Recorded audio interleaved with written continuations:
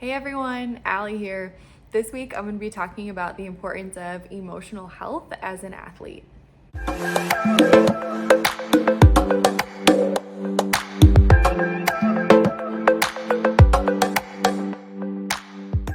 I'm no expert at this. However, I do have a lot of experience as an athlete. And for those of you that don't know me, I was an ice hockey player for 20 years or 20 plus years, and I played at the Division 1 level, and I didn't know anything about emotional health.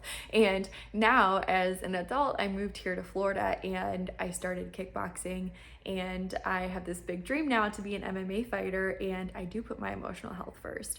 And I've seen how that really affects and helps my performance and has really just helped me in all aspects of being an athlete and competing.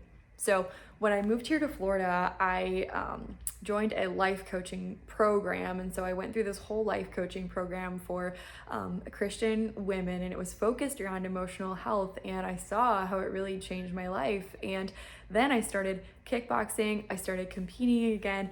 I've continued that journey, and now I'm with a different life consultant named Anna, which she has a business called Perfecting Love. But anyways, I've seen how actually caring about my emotions and understanding them and healing those things that stick with you since you're a kid, it helps you as an athlete, because when you win and when you lose, it's very emotional. Every day competing can be emotional. We get emotionally attached to our sport, to our coaches, to our teammates. And in all ways, emotional health will help your performance and your overall career. I think that there's probably plenty of people out there who have been super successful and, never think about this aspect of their game at all. And that's okay, that's who they are. But if you're anything like me, you can be a little bit of a roller coaster with your emotions, on the ice or in the cage or whatever it is, if you don't take care of these things first. So I think one of the first things that I think of when I think of myself as an athlete, before when I was a hockey player and now that I'm focusing on my emotional health and I'm fighting, is not letting failure be tied to my identity. So I think any emotional health program, consulting, counseling, whatever you do, oftentimes you'll start by developing a strong sense of identity and who you are and what your goals are. And that can stay constant no matter what.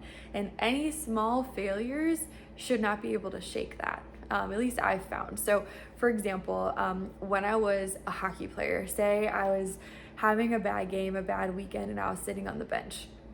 So, automatically, if I let that little failure go to my heart and affect me, all of a sudden I would start to think, I'm a bad hockey player.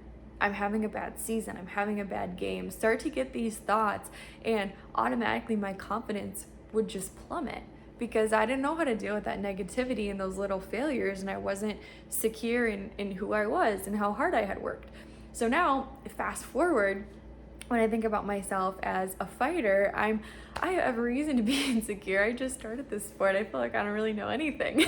But even when I have little failures, when I'm getting my butt kicked during sparring or I lost a fight a month ago, it doesn't matter. I'm not going to think because, somebody punched me in the face during sparring or kicked my butt during a round or something like that, that means I'm a bad fighter, or even that I'm having a bad day. No, that doesn't mean anything. It just means that that's what happened in that moment, and it doesn't take away from the hard work that I've put in so far. It doesn't, change what my goals are, nothing like that.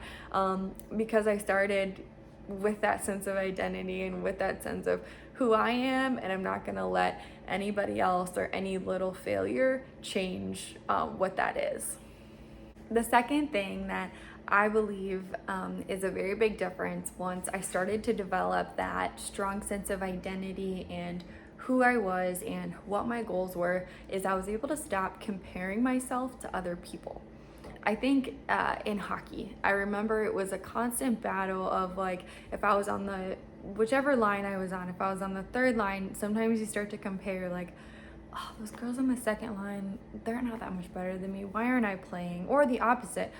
oh, they're so much better. I'm never going to get to that level. Like, we start constantly comparing ourselves to other people, and it can be very unhealthy. There is healthy comparison in the sense where you might look at somebody and say, oh wow, I really like how she developed that skill or how she handled that situation. I'd love to learn from her, and how can I get better like that person? I think that that can be a healthy comparison in the sense, if you could call it that.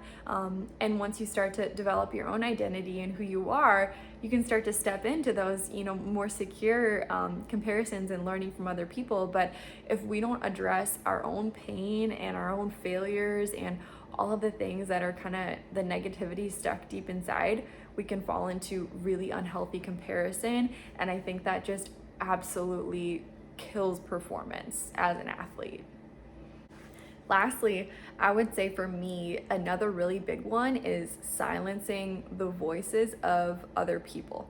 Again, this goes down to handling my own emotions, having a strong sense of identity. If I hear voices telling me that I'm not that good, or I shouldn't pursue a certain goal, or I shouldn't pursue a certain dream, if I'm not very secure in who I am, I can let that get to me. I can let that tear me down and start to question what I'm doing with my life. And I kind of have learned that I have to drown out those voices, but sometimes that's not easy. I know, for example, when I was a hockey player, I think I would let it go to my heart. If I, was at a camp and I know that there was scouts or recruiters in the stands and I wasn't the one getting picked, man, or if a coach didn't believe in me, man, that would just sting so hard.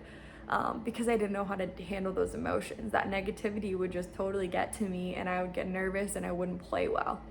Now, fast forward, and I feel like I'm in a place where I have a bit more strong sense of identity. I'm still always growing and I'm still just starting this journey, but I have a stronger sense of identity and kind of a secure inner circle of people that can help lift me up, that I can always go to.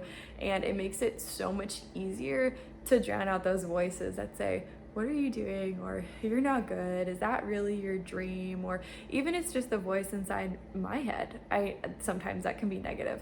I know not to listen to that because if I get those negative feelings, I take them, I put them away. Those are not my thoughts. That's not what I want to think about.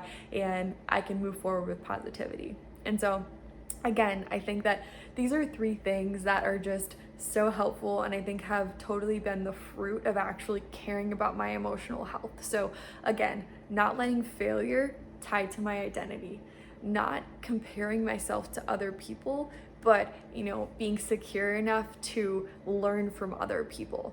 And then lastly, drowning out voices that say things that aren't in line with who I am and what my goals are. I can just set those aside. And I really believe all of these different skills and things that I'm able to, bear fruit from now are because I started that emotional health journey. And that was really helpful. And so now I feel that I have a bit of a second shot at competing as an athlete in a place where I have a lot more mature mind and my performance can be a lot more consistent. I think that an analogy that I learned in high school was be a thermostat, not a thermometer.